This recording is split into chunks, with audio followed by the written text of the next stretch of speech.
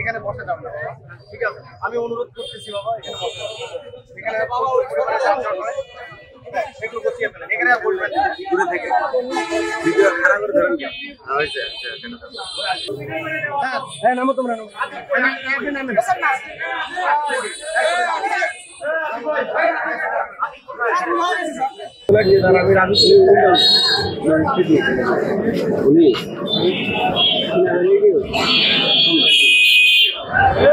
এটা তো একটা ডেমনস্ট্রেশন আমরা করে গেলাম। এরপরেও যদি কেউ আমাদের যে আদেশ আমরা দিয়ে গিয়েছি যে এখানে অবৈধভাবে বসা যাবে না, এরপরে যদি কেউ বসে তাহলে তার বিরুদ্ধে স্থানীয় সরকার ইউনিয়ন পরিষদ আইন 2009 অনুযায়ী ব্যবস্থা গ্রহণ করা হবে। একই সাথে সড়ক পরিবহন আইনেও তাদের বিরুদ্ধে প্রয়োজনীয় ব্যবস্থা গ্রহণ করা হবে। আপনারা জানেন যে আমাদের সাদুল্লাপুর উপজেলার সবচেয়ে গুরুত্বপূর্ণ স্থান হচ্ছে আমাদের এই ধাপের হাট। এটি আমাদের হাইওয়ে, ঢাকা রংপুর যে হাইওয়েটি রয়েছে, আমাদের উত্তরবঙ্গের সকল গাড়ি কিন্তু এই ধাপের হাটের উপর দিয়েই কিন্তু যাতায়াত করে।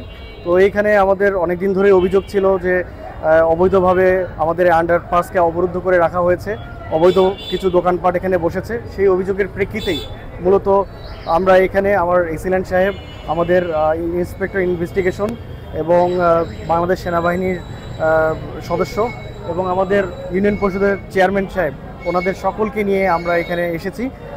আজকে আমরা প্রাথমিকভাবে যারা এখানে তার মানে দোকানপাট বসিয়েছিলেন তাদেরকে মোটিভেট করার চেষ্টা করেছি। তাদের উপর আমরা কোনো আইন প্রয়োগ করিনি, তাদেরকে বোঝানোর চেষ্টা করেছি যে আপনারা আর এখানে বসবেন না। মূলত হচ্ছে আমরা চাচ্ছি যে তারা যেন জনস্বার্থে এখানে আর না বসেন, কারণ আপনারা জানেন যে এই জায়গাটিতে যদি তারা অবৈধভাবে বসেন তাহলে আমাদের তীব্র যানজটের সৃষ্টি হবে এবং জনভোগান্তি হবে। এই জনভোগান্তি যাতে না হয়, জনস্বার্থে আমরা এই দোকানপাটগুলোকে সরিয়ে দিয়েছি এবং দুইটি দোকানিকে আমরা পাইনি, তাদের দুইটি চৌকি ছিল সেটি আমরা জব্দ করেছি এবং জব্দ করে সেটি আমাদের ইউনিয়ন পরিষদের চেয়ারম্যানের জিম্মায় আমরা এটি দিয়েছি।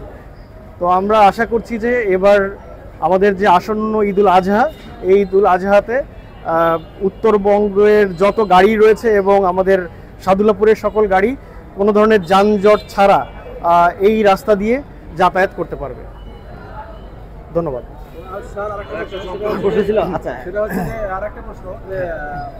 আপনারা নিশ্চয়ই অবগত আছেন, আমাদের এটা 6 নং ধাপরাট ইউনিয়ন। এই ইউনিয়নের উপর দিয়ে যে রোডটা আছে, এই রোডে বিশেষ করে 8টা জেলার লোক এই দিক দিয়ে যাতায়াত করে এবং মানে কয়েকটা উপজেলার কয়েকটা জেলার লোকজন এই মানে এখানে আছে, যোগাযোগ ব্যবস্থা সমাগম এখানে ঘটে।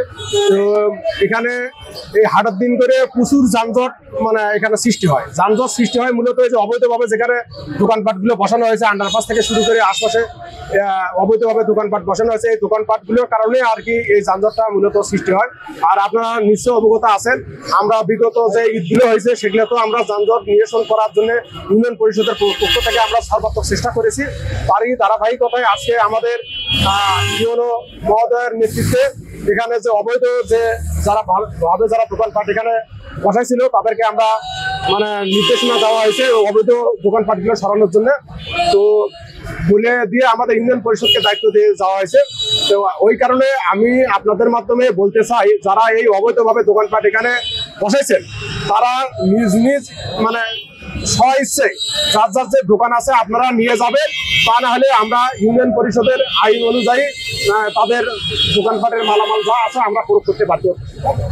যানজট নিরসনের জন্য জনগণের ভোগান্তি সৃষ্টি হয়, এই জাতীয় কাজ যারা করতেছে তারা মানে নিজ নিজ সহযোগে এগুলো সরে যান, তা নাহলে আমরা আইনগত ব্যবস্থা নিতে বাধ্য। এখানে হচ্ছে একটা বিষয় আপনার কাছে জানা আছে যে পূর্বের ন্যায় কি আবারও এটা হতে পারে? এখন পূর্বের ন্যায় এখানে তো আমার মনে করেন যে ঊর্ধ্বতন কর্তৃপক্ষ যে নির্দেশনা দিয়ে গেছে সেই নির্দেশনা মোতাবেক যদি মানে তারা কেউ আইন হাতে তুলে নিয়ে আবার দোকানপাট বসানোর চেষ্টা করে, আমরা আইনগতভাবে তাদের বিরুদ্ধে ব্যবস্থা নেব।